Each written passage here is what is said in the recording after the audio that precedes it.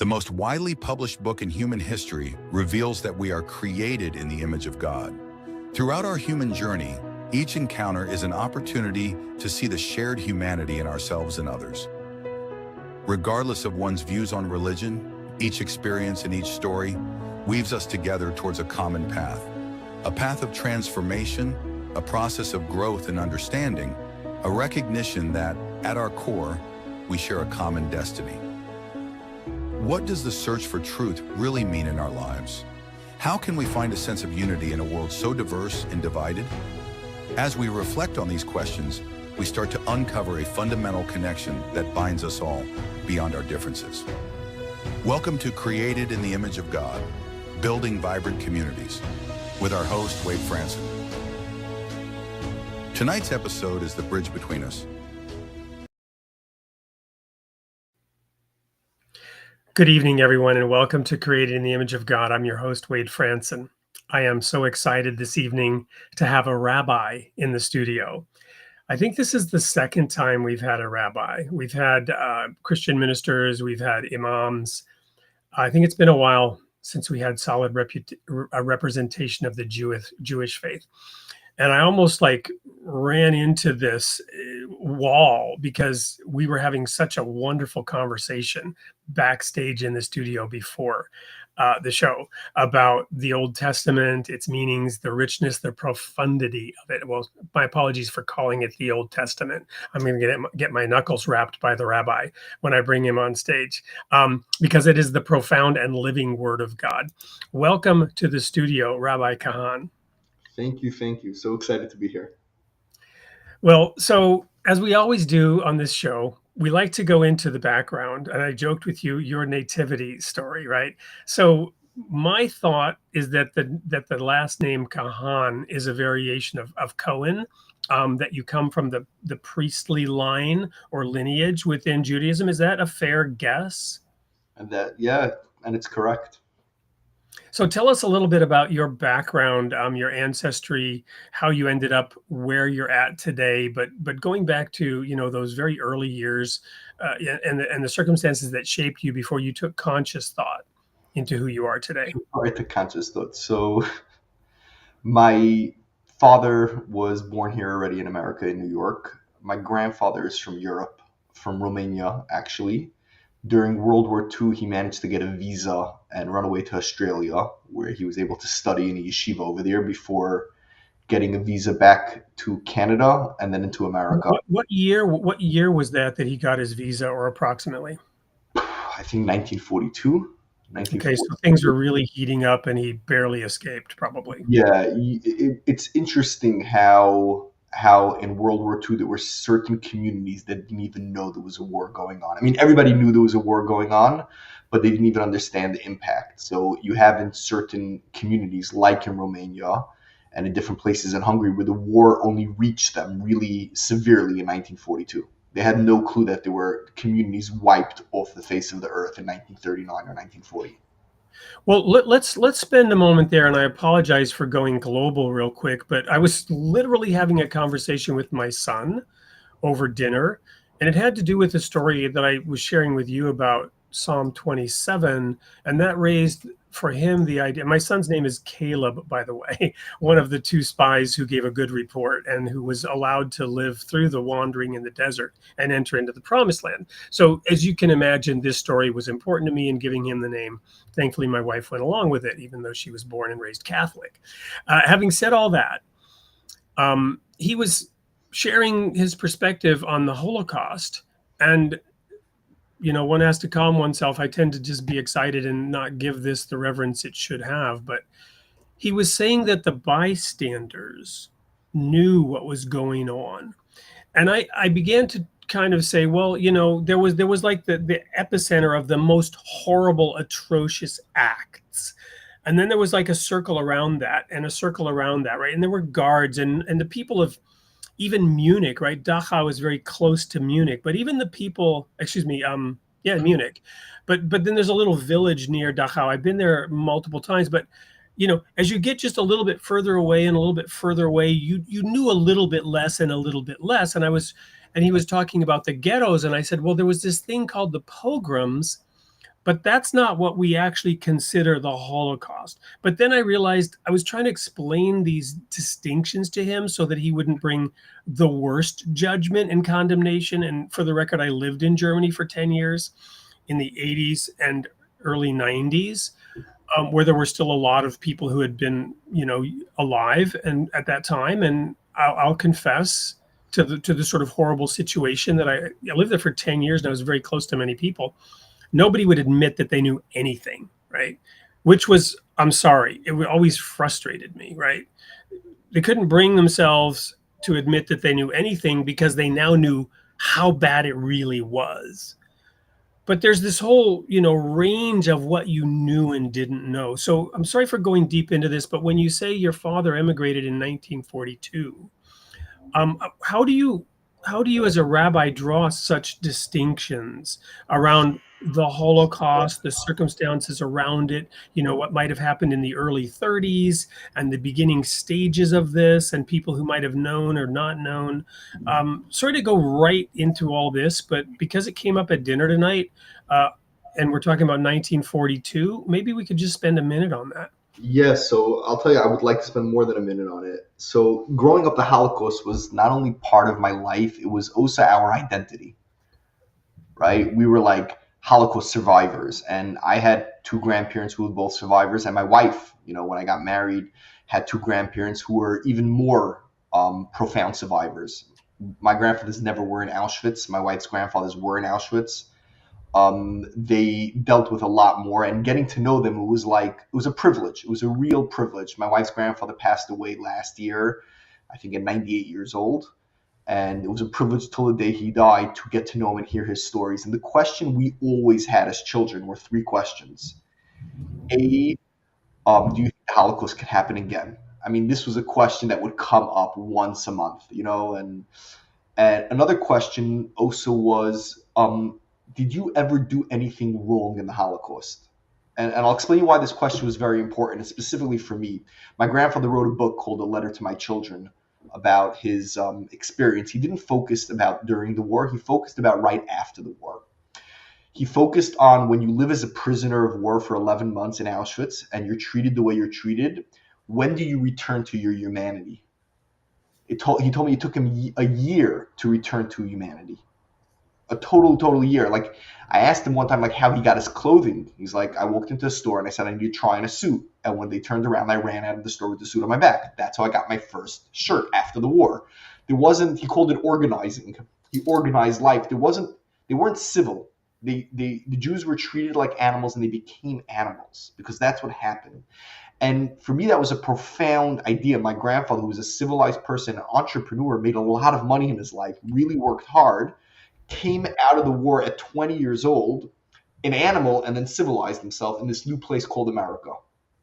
And for me, psychologically, I couldn't make sense of that. I couldn't make sense how you could be 20 years old and be in the worst place in your life, and then 3 years later get married to my grandmother.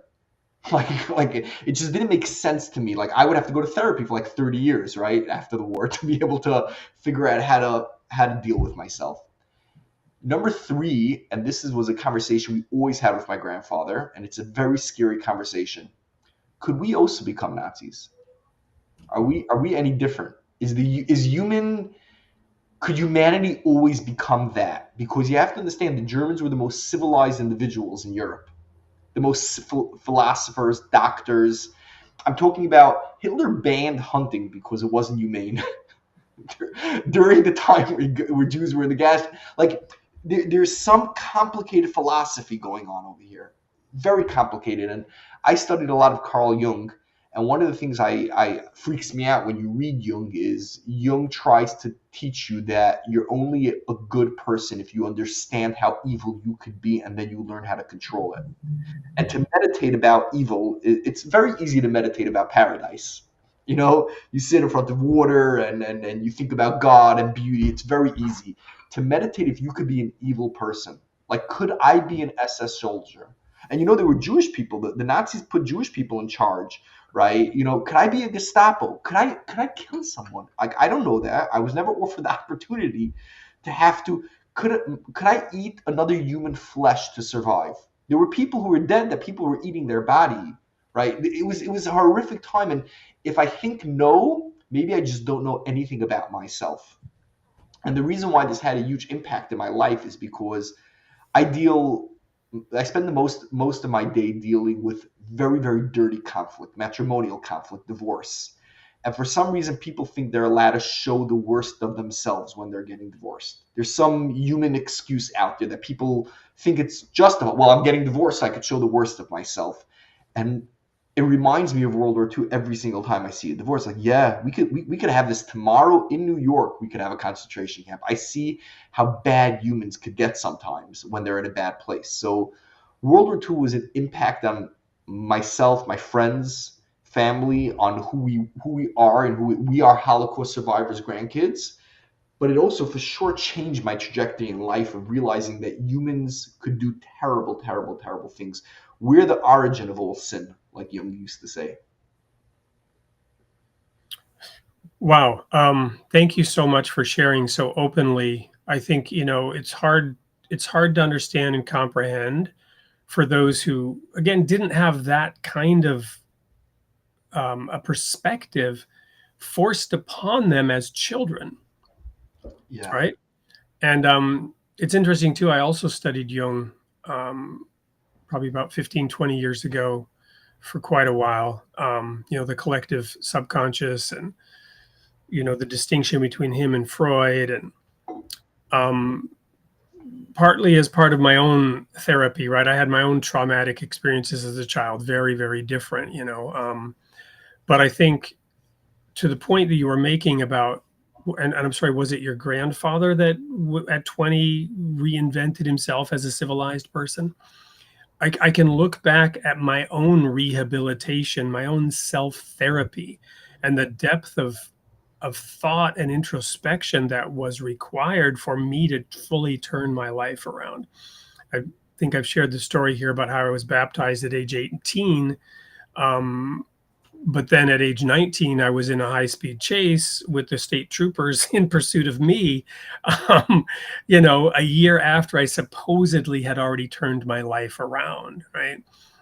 It's a hard thing, and it's a process. And, one of my favorite light bulb jokes, how many Carl Jungs does it take? How many psychologists does it take to change a light bulb? And the answer is only one, but the light bulb really has to want to change.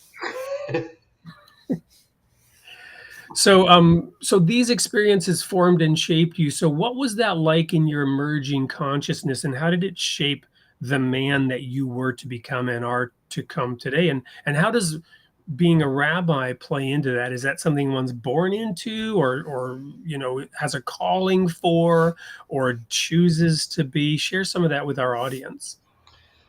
So I would say in mainstream Orthodox Judaism, the school system is set up to try to make everybody a rabbi. But the joke is 1,000 go in, one comes out, which means that it's a hard curriculum to survive. Not everyone survives it. And you're put in it almost like mandatory. Like, this is what you're going to study. You spend most of the day studying religious text from what you call the Old Testament, what I'm going to call the Torah. And But the Torah is just the first 5 books, is it not? And so or in English, it's the law, the prophets, and the writings. Is that all the Torah in one sense? Is that used interchangeably, or? no, it's correct. I mean, generally the Torah is referred to anything that Jews believe that every single idea that any person is going to create that's true was already set over by Sinai by Moses. Any new idea. So the Torah is really a globe. If you want to know specifically, of course, it's the 5 books of Moses, and then collectively we have with another 19 books of the prophets. That's 24 books, and then we have the Talmud, and then you have the later commentaries, and we call that Old Torah, right? It's either an So explanation. the Catholic canon is different. The 44 books of the so-called Old Testament are different for a rabbi. You have a different collection of books. I'm sorry, say that again. So there are 44 books in the Catholic canon, right? Not Correct. counting the Apocrypha. Um, and that's the law, the prophets, and the writings, Psalms being part of the writings, and Job, I think, is classified as part of the writings. And then, but that's 44 books. For you, it's a different, you include the Talmud in that. for example? Talmud is the main, like the Talmud is the translation of the subjective books of Moses and the other prophets. The Talmud is more of the oral tradition that was put in writing when the New Testament came out, because there was a fear that Jewish people were not going to remember what these oral traditions were. So the Talmud is the oral tradition of what was always preserved, what was always kept. There's terminologies that God loves the Talmud more than he loves his own books. And it's an idea, again, it's also subjective, but it's much more objective information, tons of arguments. We don't rule like the majority of the stuff that are said in the Talmud as practicalities, but it's the first stepping stone to rabbinic literature. And it's complicated. It's in Aramaic. It's complicated to figure out what everybody's trying to say, and it's also complicated to make it relatable, right? So you're trying to use the Talmud to answer modern questions. So how do you figure out it's relatable? Now, of course, from a case that you have in the Talmud of a horse, kicking a cow, you could turn that into a car crash. That's not so hard to make relatable. But there's other matrimonial laws, and there's many, many, many different laws, and how to make it relatable and how to live with it is what rabbinical literature trains you to do. And then a I think rabbi would be defined as somebody who helps somebody who's not a rabbi navigate the Talmud. A rabbi is not adding to the laws. A rabbi is not, God forbid, taking away from the laws. A rabbi is ChatGPT, but just with an emotional, relationship, and understands, when certain things are important, when certain things you should treat with leniencies, when certain things you should treat with discipline. There's a lot of psychological aspect that goes into it. And myself, that I act as an arbitrator and a mediator, it's much more in monetary laws or matrimonial laws of hearing two sides and issuing a judgment that would coincide with rabbinical law. Well, I think that's a great segue into the first commercial break, which is in fact a video about you, which will give a little bit more overview for the audience. So thank you so much for, again, so openly sharing who you are and some of the forces that shape you and what's behind being Rabbi Avi Kahan. Don't go anywhere. We will be right back and get into the meat of this matter. They say the courtroom is where truth. Conflict doesn't have to end in division. For Rabbi Avi Kahan, it's an opportunity for healing, understanding, and reconnection. Rabbi Kahan is the Rav of Congregation Kalnu City and founder of the Beis Din Va'at Jedin Vara, a court dedicated to resolving disputes through the highest standards of Jewish law and ethical mediation. Trained under world-renowned leaders in halacha and dayanis, Rabbi Kahan brings decades of expertise to guide families, businesses, and communities through their most challenging moments. At the heart of his work is a simple, yet profound mission: to preserve confidentiality, fairness, and integrity while restoring trust and rebuilding relationships.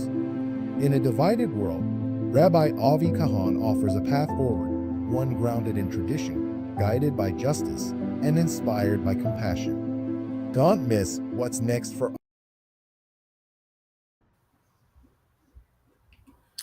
So that is who you are today. So tell us a little bit then about how you became the one in 1,000 who got through that educational system and ended up becoming a rabbi, and what led to where you're at today from you studying the Torah and the Talmud and the difficult Aramaic passages that are hard to comprehend from today's vantage point, etc. So I had a passion for the Talmud and for Jewish law. As a young kid, I loved studying it. I loved studying it with my father. And my father was in the business world. He worked in jewelry, and he sold precious metals, gold, silver, and then platinum. Now platinum is not so common. And he was getting in a lot of disputes because the way the business was running is he was selling some gold on consignment that when they would sell it, they would pay him. And very often either somebody could get gypped or somebody could sell it when gold crashes and gold goes down, but he owes it from, there's different scenarios that when you don't have the money to pay, you could come up with excuses to not pay. And we used to study law together for my father to win his cases, if he was going to arbitration, if he was going to court, or if he was going to religious court against somebody. And it gave me a huge passion to really understand behind the scenes the mechanisms that judges use to implement Talmudic law. So I started interning when I was living in Israel. I was studying the Talmud, and I started interning. Where in Israel were you living? I lived for about 9 to 10 years in Jerusalem. I started single there as a student. I started in the university there, a great university known as Brisk, which was a town in Russia, which is during World War II, they ran away and they made it to Israel. And they opened up a university there. It has about 1,200 students. And I was privileged to get in and study there for a couple of years. Got married, stayed in Israel, and raised my kids in Israel for a couple of years. Pursuing my studying, and then trying to go to rabbinical court to intern and ultimately learn the judicial system. And I would say that's what really motivated me to open up my own center. I really appreciated the judicial system, what goes on behind the scenes, specifically in Israel. It was a fascinating country to deal with really, really interesting questions. I can imagine. So that's fascinating. You know, I would now want to get into a sidebar about diverse weights, right? How they are an abomination, right? And I've often used the analogy. Correct me if I'm wrong, and you may know a whole lot more. I mean, you do know a whole lot more and may have a different perspective. But my simplistic statement was, if you transparently show your buy and sell rates, that's not diverse weights. It's when it's hidden and the customer doesn't know, you know, what's going on underneath the table. Such as when, you know, and I actually recently used this to say, you know, the Bible does have laws against gambling because the gambling houses use diverse weights. They don't tell you what the odds are, you know. But anyway, I'm off on a sidebar now. So how does that work in American society with American judicial law to be using dispute resolution, you know, incorporating Jewish law? Because, you know, this is a debate, for example, around Sharia or Sharia law, right? I know we've had somebody on the air here from England who talks about the courts that are being set up in England, which go by Sharia law, where the woman has less say than a man in a divorce proceeding. And this goes counter to the concept of equality that is enshrined in British law. So, you know, that's a problem and a challenge, to put it mildly.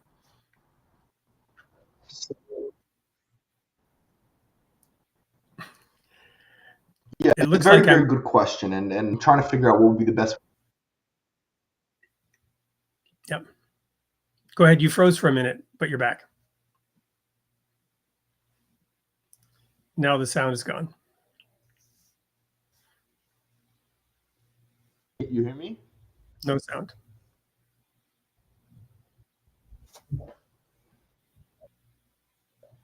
I don't know what's going on. Your sound is back now. Okay, let's try it. So to unpack it, I would say like this: every religion, you will find them criticize people who go to a court that's governed by a different religion, right? Even in a way where the law explicitly is the same almost, you'll still find them, because everyone knows that there's law, and then there is also making the law relatable to the participants. I would also add, and I think this is very important, I'm trying to figure out, I want to articulate myself correctly. Every judge, and every arbitrator has not only their vision of the law, but their vision of how they would like the law to be. It's complicated. It's like if you would ask a judge to go find what the custom is in a certain industry, because very often in American law you'll find that the custom wins. Right? You find it in other religions also, but in American law you find whatever's customary wins. And if you go ask a judge, and a judge's job is to find what's also customary. precedent.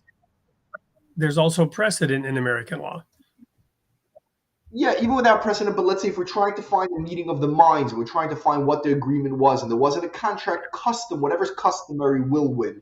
And we can discuss why that is, but let's say custom wins and it's the judge's job to find out what's custom. And the judge is going to say, well, I'm not biased, right? I'm just going to make random phone calls to people to decide what custom is, right? A good psychologist is able to show the judge that they specifically picked who they were deciding to call. They didn't call anyone random. They called people who they believe would say the custom is a certain way based on the way the person. Maybe the person's honest, so they're going to say that it's customary to be deceitful, and he's going to say the custom is different. So when a judge is deciding what's customary, they're not paying attention to what is customary. They're paying attention to what they want the custom to be. And if they don't realize that, in my opinion, they're not a judge. They're not even biased to their own subconscious. But your subconscious is not only telling you what the law is, it's telling you what you want the law to be. And every person does this, if they know it or they don't know it. So judges who are sitting on the bench subconsciously have a bias to what they want the law to be, and they're going to implement those values on the individuals in front of them. And that's what religious arbitration is. Religious arbitration is what the secular law is. And if you guys came to a full agreement of how you want the secular law to run, okay, but you're also coming to a tribunal that's telling you how we would like the custom to be. We don't want brokers to be able to hike up the prices, and we don't want interest rates to be too high. And there's a system of a society that arbitrators are trying to keep intact, whatever that industry is. If you're an arbitrator in the diamond district, if you're an arbitrator in the brokerage industry, everything is part of what you would like it to be. And that's when we vote for who the arbitrator should be in certain industries. Let's make this very real and practical with something that I was just on this like disclosure call for a credit card application, right? And they disclose that whatever payment you make will go against the lowest interest rate. They will charge you different interest rates for a balance transfer or a cash advance or a purchase, right? To just name three. And if you did all three of those and you have debt from all three of those, they will apply your payment to the item with the lowest interest rate first. Right? Which means they will be charging you a whole lot more money over time, which some of us would, say that is an, absolute ripoff, but it is customary in the credit card industry. And that's how they sucker in and prey upon let me hear the weakest financially who are unable to pay off their debts. They're going to be in debt forever.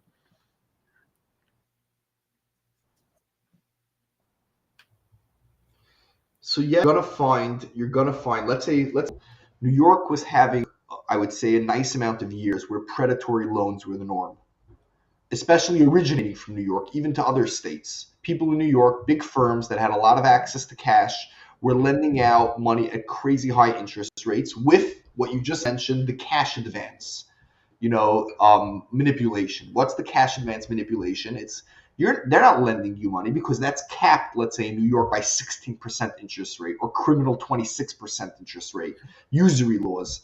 So what they do is they're purchasing your receivables. They're giving you $100 to purchase your next $170 that you're making.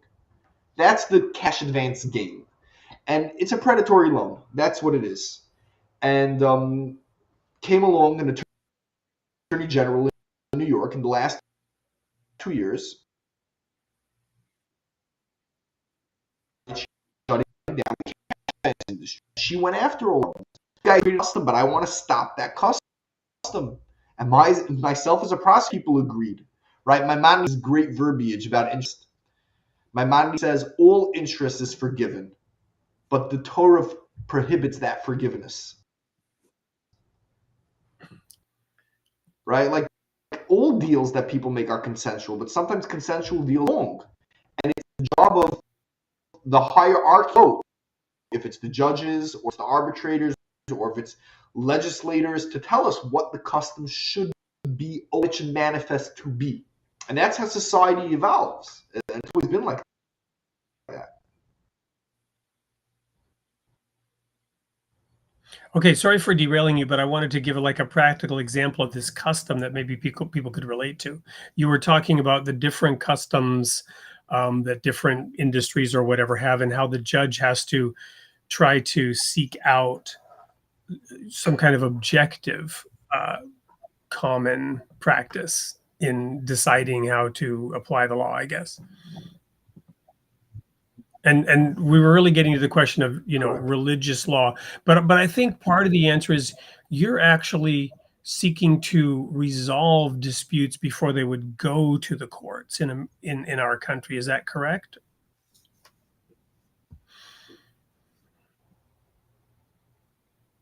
Some, I mean, that's one of the marketing techniques that arbitrators and mediators use, which is why go to court with all that uncomfortability, with all the legal fees, when you could settle it in arbitration and mediation. But I would say 50% of my cases are in middle of court, where people or the judge, hey guys, go figure this out outside of court, go figure this out by mediation, or sometimes when people realize they're towards the end. Or I would say in monetary cases, most of the cases that I get are cases that people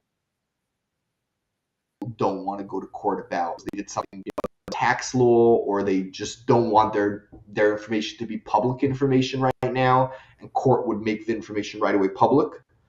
You know, I believe that's why people go. Matrimonial people go because for a whole different slew of reasons. But in commercial and business conflict, it's usually because they want the confidentiality of arbitration. Yes, it would be beautiful if people would come early on, people wouldn't fight the way people are fighting, but I usually get very litigious cases. One of the things I Well, one actually of the made on my reasons we website wanted is to, no, go ahead.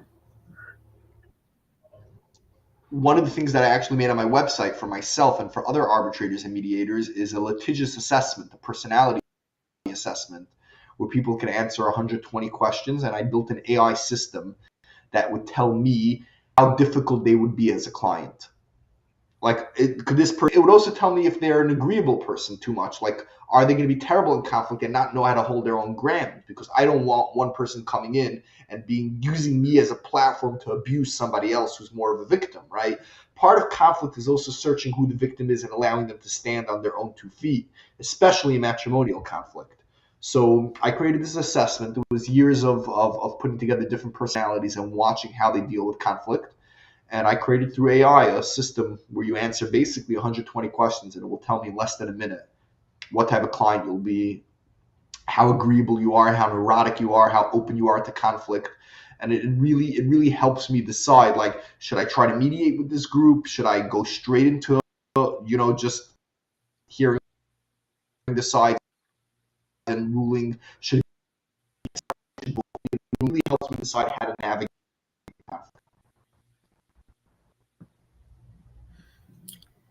Thank you. We're experiencing a little bit of time lag and freezing from time to time. I'm not sure if it's on my end or your end, or somewhere in the internet ether. But we're going to go to a quick commercial break, and when we come back, we're going to ask the question that kind of led to this meeting in the first place, which is the massive conflict going on in our nation today, the division, where it's not just arguing about who is going to get to be president, right, for 4 years. Now the argument is who's going to destroy democracy completely, utterly, quicker, faster than the other side, right? And what degree of animalistic evil should you go to try to prevent said catastrophe from happening? And I don't mean to make light of it, because there have been, nations that have been ripped apart and gone down the tubes over disunity, domestic conflict. We ourselves had a civil war that ended up, preserving the union, and one might say creating a stronger union. But we're now at a point in this nation of extreme conflict. So I want to get your views on that, and what you see, you doing, and how we can, learn to maybe resolve disputes in our own life. And we'll also then be going into some of the audience questions. So stay with us. We'll be right back with more of Rabbi Avi Kahan. They say the courtroom is where truth comes to light. For one neurosurgeon, it became a test of everything he believed in: his skills, his integrity, his resilience, and his belief in his chosen field. A patient's life forever changed. A Native American husband searching for accountability. A skilled defense attorney trained by the Native American psychologist, and a doctor caught in the middle, fighting to defend not just his actions and his humanity, but medicine in general. Written in real time as the trial proceeded, About Not Losing takes you behind the scenes of a high-stakes malpractice trial, offering a rare look through the eyes of the accused, the attorney fighting by his side, and the psychologist analyzing it all. But this is more than a story about the law. It's a story about the many diverse people involved in a trial. It's also a story of resilience in the face of adversity, of the unlikely friendships that can emerge from conflict, and the strength it takes to move forward when the world seems against you. And even after the trial ended, a recurring dream compelled him to address the lingering questions, turning pain into purpose and closure into a deeper understanding of what truly matters. About Not Losing. A high-stakes trial, life's purpose found. Scan the QR code to get your copy now.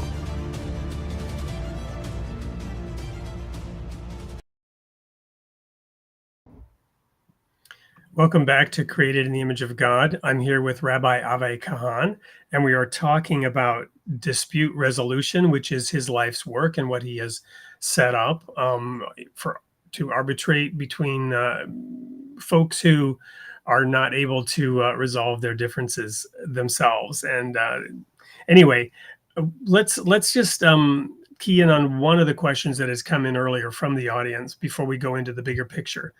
And give us an example of the types of situations that you deal with, and maybe an example of an outcome. Obviously, all names change to protect the innocent. Maybe some kind of composite, so that we're not in any way, violating that confidentiality that you spoke about earlier. Just to give folks a sense of what you do on a day-to-day basis. Yeah, so it's either couples who are going through a divorce. Usually couples who are going through divorce are not on the same page. So it's difficult, and it's deciding, how much money each one should pay. And if it's a mediation, it's coming up with a solution. But if it's an arbitration, it's someone hiding money, someone saying they don't have that amount of money, or their kids don't need a certain amount of money. And it's not pleasant, those cases. And then there's the commercial cases. The commercial cases are usually invested in a company, and that company tanked. How much is the owner of the business was operating at full for losing money? Did that pay back? What was considered investment on proper?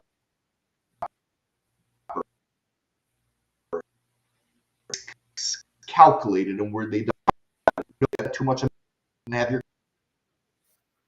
capital in order. About my business, and you trusted me, and the market tanked, or whatever it is. Make that decision for them, not because I have more of an expertise, but because, if anything, I don't have that expertise. I'm a non-biased person who's going to hear both sides, do my research, and come back with an opinion. And that's in a nutshell what I. Yeah, if we have time later on, I might give you an example to sort of chew on and share back. But I want to get into this bigger, broader question then. Are you seeing what's your view generally of the situation in America? I mean, you've lived overseas in Israel. You come from global conflict of the worst kind in your family background. What's your sort of take on the things that are dividing us, and how the echo chambers seem to be exacerbating our ability to get along, forming different, you talked about what's common, right? Or normal. I forget the word you used, but increasingly, we're being told bizarre things about the other side, only the most exaggerated things about the other side, in a demonization effort to paint, the other side of a political spectrum as pure evil. I think it's the biggest mistake. And I'll give you an example. Let's make it simple: Republican versus Democrat. You're gonna have a couple who's gonna have different opinions.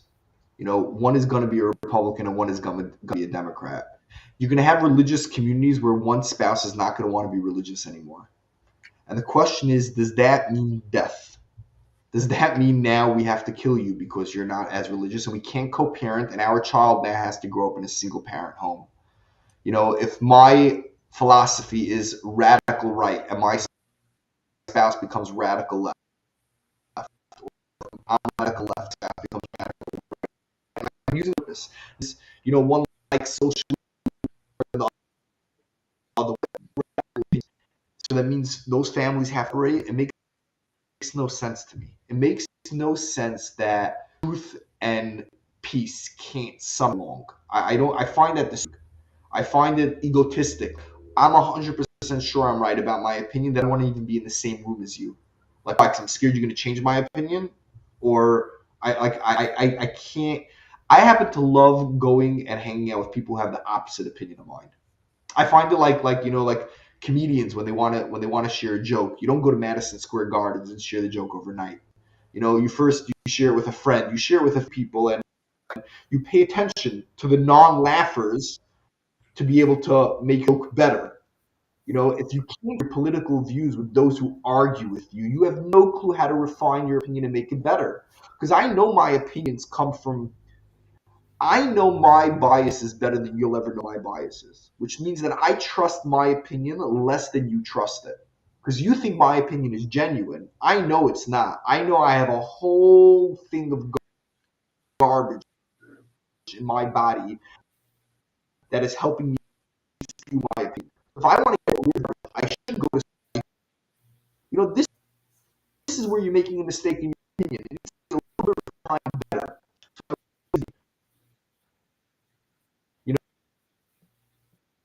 people who agree with you, you'll hire straight into bankruptcy. If I shared this with you, I think I did on our first call.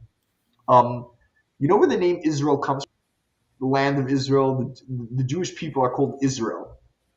Could you remind yourself where? I know that Jacob had his name changed to Israel, right? Jacob, maybe the original meaning, as I've always was taught, meant heel catcher. Sort of a child born in deceit, due to the Esau Jacob battle for who's going to come out of the womb first. Correct. And why was it? The story is Jacob wrestled with God. Was it the time when he wrestled with God and overcame? Exactly. Or the angel of the Lord? He wrestled. The name Israel is because he wrestled. The Jewish people are people who wrestle. Socrates, before he was a philosopher, he was a wrestler. It's the same idea. There's no difference between a physical wrestle and a metaphysical wrestle. It's you don't know how strong your opinion is if you can't wrestle it with somebody else. And therefore, God created a lot of different opinions to help define our opinion. This is interesting. So on the one hand, you have the conflicted Jewish personality of a Woody Allen, right? Comedian who has that sort of angst about him, right? That's funny.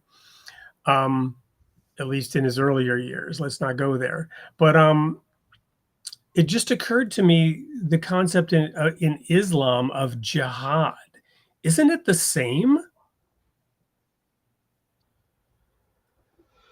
I mean, if the name Israel means to wrestle, jihad is the struggle. And again, it's supposed to be the internal struggle, right? It's not supposed to be an external conquering struggle. It's supposed to be an internal struggle, a wrestling with God. So the religions in that sense are really more the same than we perhaps would have thought. All I happen to agree with that. The religions are all the same more than we think. We share more in common than we disagree. Even though the stuff that religions disagree are important and they're really, really important, But yeah, struggle is, I think, the definition of religion is struggle. I think I forgot who it was. Was it Freud who said civilization began the first time an angry person used words instead of a stone?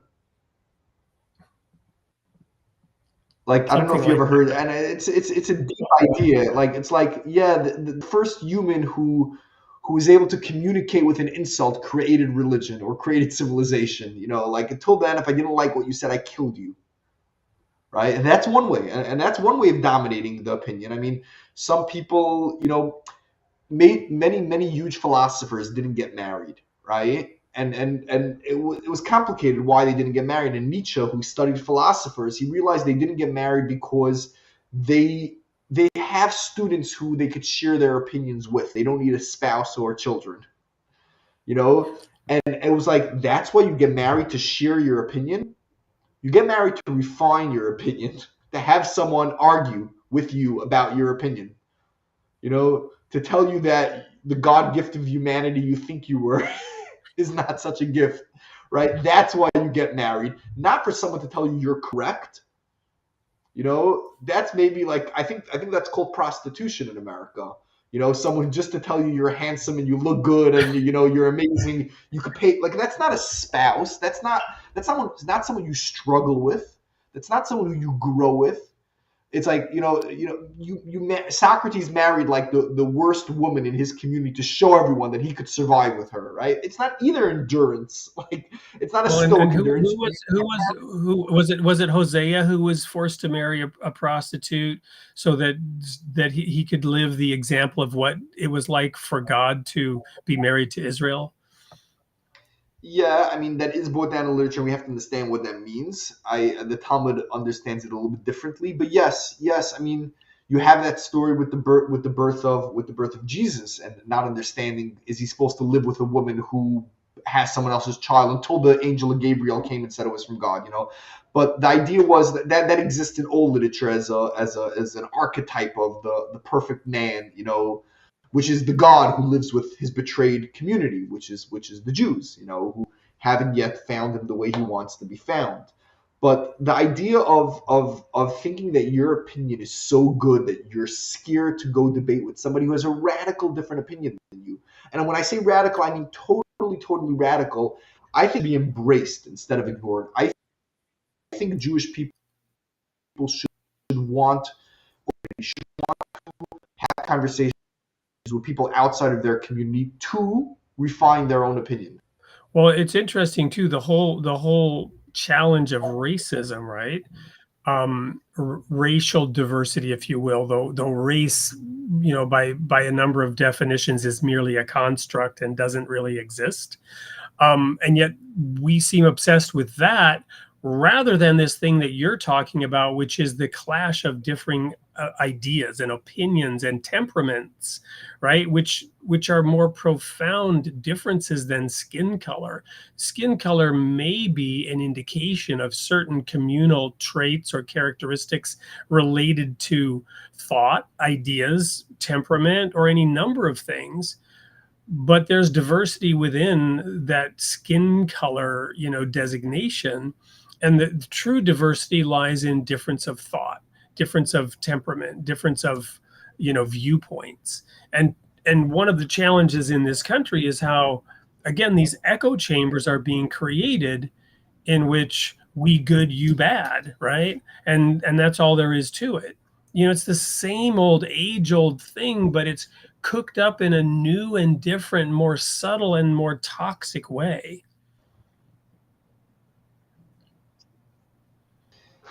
Yeah, it's sad. It's really sad that society always hits this place, and it's not the first time that society reaches conflict in an unbearable, which leads to unbearable consequences. But it's sad. I would say it's more than sad. I would say it's pathetic. I would say it's pathetic that humans don't realize, like, just today, and I don't know if it was in preparation for this show that we're doing together, but today I was, like, meditating on an opinion that totally I don't find any relatability to, right? An opinion of a different party, and I'm involved a lot in politics, and I was thinking about a different party, and I said, you know what? I'm going to sit for an hour now. I was in a bus coming from the city to upstate New York, and I'm going to sit for an hour and try to figure out if there's something I could learn from that behavior, right? And I want to share with you because I think for me it was very, very profound. I was thinking about the transgender community, right? And all of a sudden it hit me that there's so many people from my community who always say, "Oh, I can't change who I was. I was born an angry person and I can't change." And I'm like, well, maybe God just shared with us a message that you could even change your gender. For sure, you could change your anger issues. And I'm like, why can't like someone with a snap of a finger could just change their whole identity? Why can't I one day change my identity? We're so stuck in who we were 5 years ago that we're scared to change. I'm like, maybe there's a message here. And it wasn't really the message that I cared about. It was like, could I learn? You know, could you be guided by the idea that there's nobody out there who can't teach me a message self also? And that's conflict. It's conflict with who I want to be. It's conflict with how society is going to become. And it's totally okay to have these opinions that make no sense to me and not understand it, and maybe search for not a common ground where I'm going to be afraid that I'm going to become something else, but a common ground like, where's the human thought that created that opinion? Because that humanity we share with. It might be the way it manifested after 100 years of not being expressed properly. It manifested into something that's not relatable to me, who I can't totally understand. But maybe the foundation, the roots of that is something that we share. And if we share, I want to understand how their process in life and my thoughts led to my process in life. Wow, that's deep, and I really appreciate that's generating a lot of thoughts on my end. One of the thoughts, just one of them is, that old sort of cliche, let peace begin on earth and let it begin with me. It just occurred to me how we want to change the outside world, right? This will be taken the wrong way or maybe the right way, I don't know. But the idea of everyone else has to use the pronoun for me that I choose, regardless of what they see or their perception of me. I'm going to insist that they refer to me as her now, right? No matter what they see, I'm now her. And then I'm going to go change my body, starting with my clothes and a wig, and then I'm going to start getting hormone therapy, and I'm going to start getting surgery. And all of this to change the outside, including the outside world as it perceives me, rather than changing my own idea about myself. To your point about I was born an angry person, I can't change. We want to change all reality to conform to our inner reality, rather than adapting ourselves to the external circumstances. It's just I'm not saying one is right or one is wrong, but it's interesting to consider. Yeah, I mean, it's very validating for humanity to be perceived the way they want to be perceived. I think every human wishes to be perceived by the outside the way they feel on the inside. It's very difficult to live in a contradiction that if you're proud of yourself and you think you're successful and people are looking at you not successful, and humanity has an impact on us. It's our super ego, it's our collective conscious. It impacts us, and if people look at us a certain way, we will become that way. And that's scary. And this was done in school in so many scientific experiments where a bunch of kids just looked at one kid who was, let's say, the nerd in the class, and they looked at them as a great person for a while until they became the leader of the class. And they took the leader and they made it the lowest. And this is like a Disney movie theme that happens, Yeah. And we could do that. We could take somebody who's worth nothing and make them the largest person, larger than life. We have that as a collective society. We could do that to people, and sometimes they beg that from us. And I would push back on what you're saying and say, like, that person who's dressing on the outside, what are they asking from us? And I don't really care of the outcome right now, because the outcome is too political for us to discuss. But what caused this situation? What were we as humans doing wrong that led to this situation? Because if you really believe that it's horrific certain behavior from the other side of the aisle, then how did it happen? Right. If you think it's an abomination, exactly. then why was it allowed to happen? this is the basic idea of, we are all one, right? And what any one of us does affects every one of us, and we're all in this together. We're going to go to one more commercial break real quick, and when we come back, since we're already running out of time and we could go on and on and on, we're going to look at a couple of audience comments and have to sort of crash land this plane. It's just too fascinating, the discussion that's going on. The pilot didn't realize we were getting close to the airport. We'll be right back. Don't go anywhere. Welcome to the Royal Falcon Foundation. Our curriculum and activities inspire and train adolescents through hands-on experiences, fostering growth and empowerment. Through immersive and challenging experiences, we shape young minds to think independently and develop their leadership skills. Our programs foster new friendships and unity, shaping young leaders to tackle real-world challenges with confidence. We believe in equipping the next generation with the skills to become leaders of tomorrow. Join us at the Royal Falcon Foundation and be part of a journey that empowers, unites, and inspires. Double your impact with our matching grant. Until the end of 2025, every tax-deductible donation to the Royal Falcon Foundation, up to $1,000, will be matched dollar for dollar. Visit our website to donate now or email info@royalfalconfoundation.org for more details. Together, we can make a greater difference.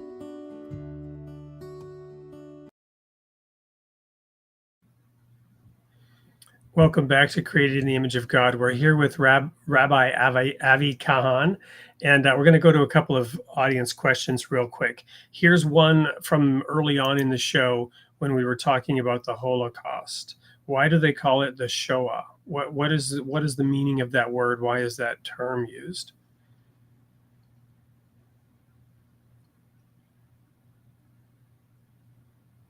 So how long do we have for that answer? I guess the meaning of the word, first of all, it's not an English word. It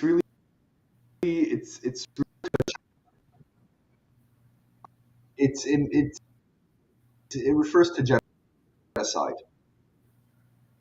The Shoah is a genocide, a planned genocide.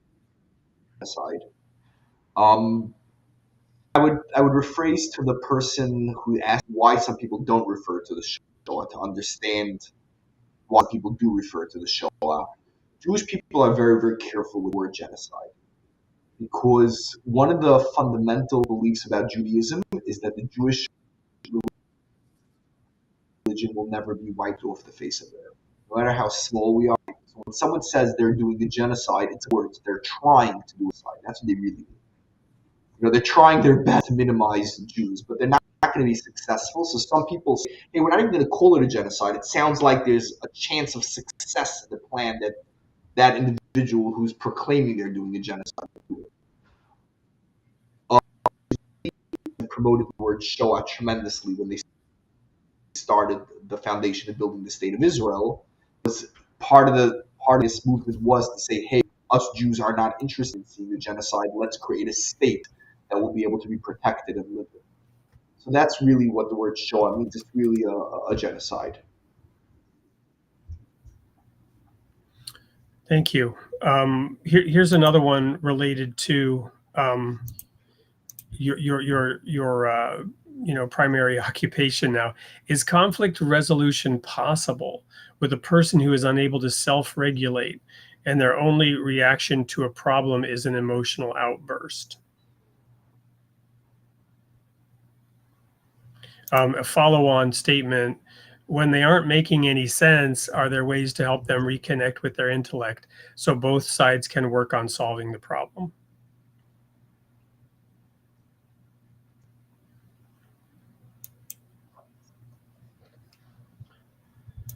So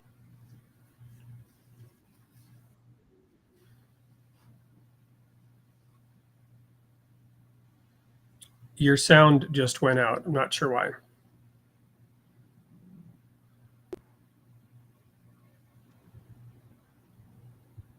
now? It's back now. Yes, it's working. Now better? Yep. Okay. So conflict resolution like this. Resolution means how are you solving the conflict? You could end up in court. You could use the possible. The question is how easy or how difficult is it going to be, and also what type of spouse, right? A spouse, you don't want to end conflict with them being dead to you, because especially if you have children, you're going to have to figure out how to co-parent. You want to conflict in a way that you could still communicate after. So let's say the individual peace on earth. Is conflict resolution possible? The person was unable to self-regulate, and their only reaction to a problem is emotional outburst. The answer is going to be no, unless they could figure out how to regulate the person. The conflict resolution that this individual wants is only going to be able to be done with self-regulation. How to be able to conflict, but it's going to be beyond difficult if someone has emotional outbursts. And part of having the conflict is not only looking for the resolution.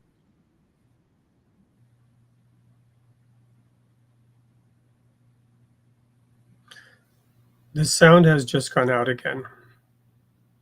I'm not sure why. It just stopped.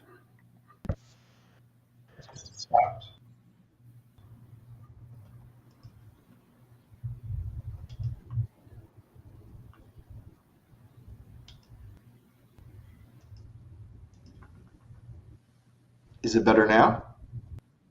Yep. I don't know what's going on. It's back now.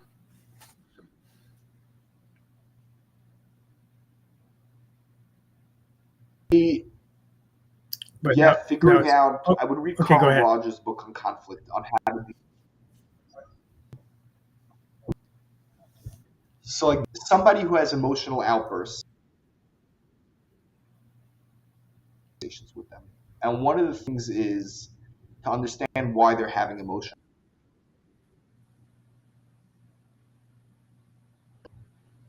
Right?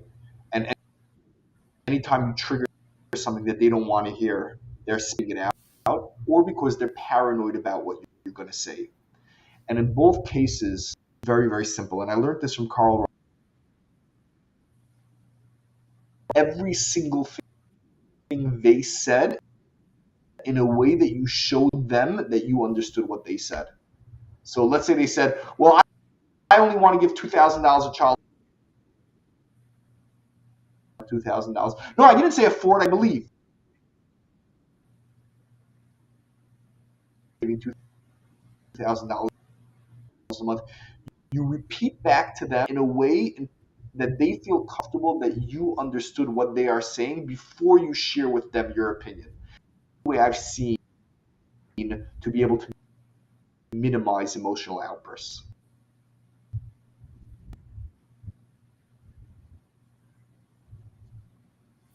Yeah, thank you. We're really having some difficulty with the sound right now. I don't know if it's a time lag or if your sound is actually cutting in and out. Yeah. Let's try to do one more. I apologize to you and to the audience. It's possible it's just on my end and the audience is hearing you just fine. I don't know. And to the audience, it's possible it's just my end, and yeah. Now I'm hearing an echo of myself back. But anyway, so here's one from Thomas Fitzgerald. Does Judaism believe that divorce is a failure, or can it sometimes be the right thing to do?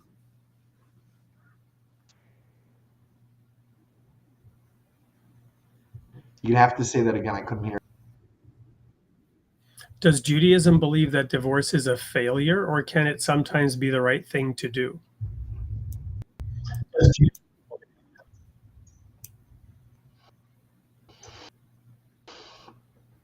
So it's a great question. Everyone agrees divorce is a failure, but it still could be a failure of the commitment that you guys made when you got married, which was to stay married forever. But sometimes that commitment was done when you were 20 years old and things radically changed, so things need to be done. But nobody wishes upon anybody else a divorce. Nobody, when they're married, thinks they're going to get divorced. You don't get divorced. But it's not mutually exclusive. It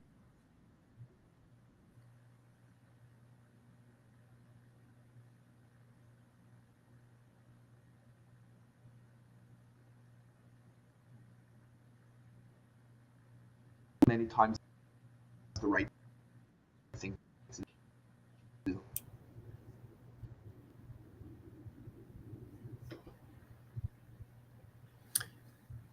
So I'm hearing that the audience also doesn't hear as we're cutting in and out on the sound. So we're also at time anyway. We'll probably want to have Rabbi Kahan back. Certainly, I would want to, and we'll try to see maybe if we can help resolve some of the technical difficulties. But 90% of the show there was no problem at all. But towards the end, we're having a little bit of this cutting in and out phenomenon. So let's try to just go to final words. What do you want to share with our audience about your work on conflict resolution? What can they take away that might be practical? And if anyone wants to get in touch with you about any issues, is that something you're open to?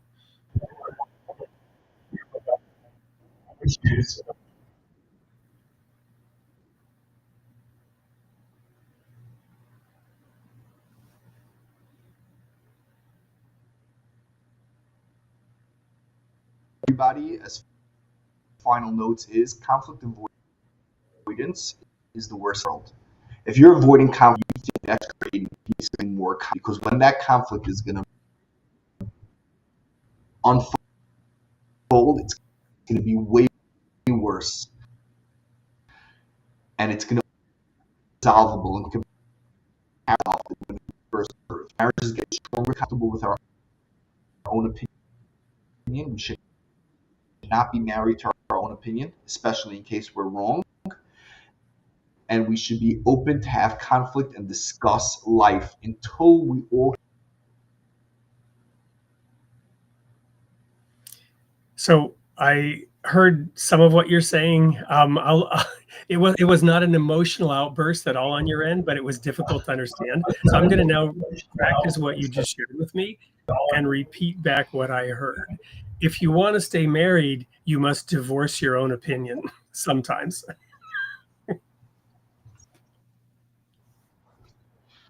Yeah. At least not be married. At least not be married to it. You must have a detached relationship with your own opinion sometimes in order to remain married to another person.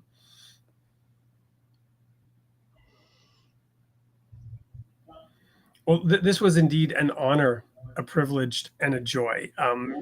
Yeah. I'll end up with this. We're cutting back. I'm sorry? Go ahead. I'm getting cut off. Go ahead. So yeah, no, you're married to yourself before you married your spouse. You're cheating on yourself with your spouse.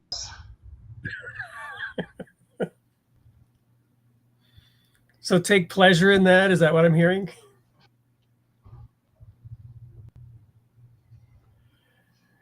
Opposites attract, maybe, is another way of saying it. It's just reality. Embrace it. Yeah. Well, so this perhaps was a metaphor here, the communication breakdown at the end, and we're working through it. But I just want to say I've really appreciated having you on the show. We're going to have to end it there because it's just frustrating trying to go back and forth with the sound issues. We'll look into this before we have Mr. Rabbi Kahan back on the show again. Please do reach out to us. Let us know how you like the show, and I'm assuming you'll all want him back because there were many comments we didn't get to. I'll try to save those and send them to you because you may not have seen them all. So we have one thing left to do, and that's to share the sneak peek from next week's show. And I'll be signing off before I air that, and looking forward to seeing you all next week, 8 p.m. Central Time for Created in the Image of God. Until then, may God be with you.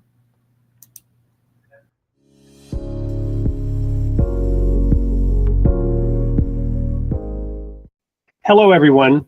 This is Wade Franson. I am here with a sneak peek into episode 149, airing on May 6th with Thomas Koreshti.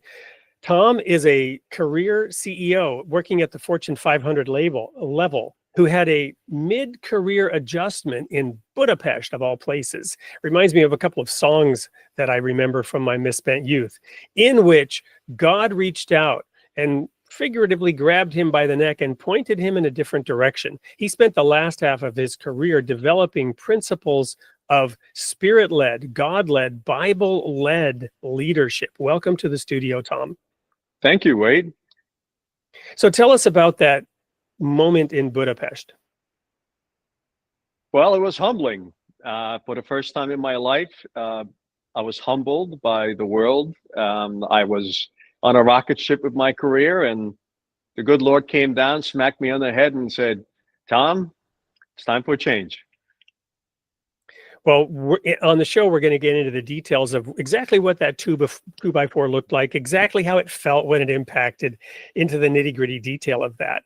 But what I'm really interested in as well is that course correction led you on a path addressing the conflict that Jesus spoke about when he said you cannot serve two masters. You cannot serve God and mammon, right? Or the material, physical world. But yet you found a way as a CEO to walk that razor's edge. Tell us about that.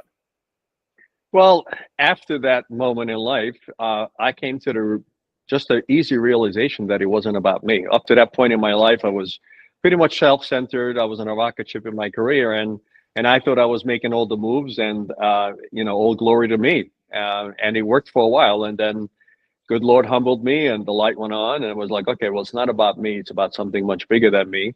And then it's been my journey ever since. Sounds like let this mind be in you, which was in Christ Jesus, who thought it not robbery to be equal with God, but rather humbled himself and became a servant. We're going to dive into this and so much more on episode 149, May 6th, with Tom Koreshti on Created in the Image of God. Be there.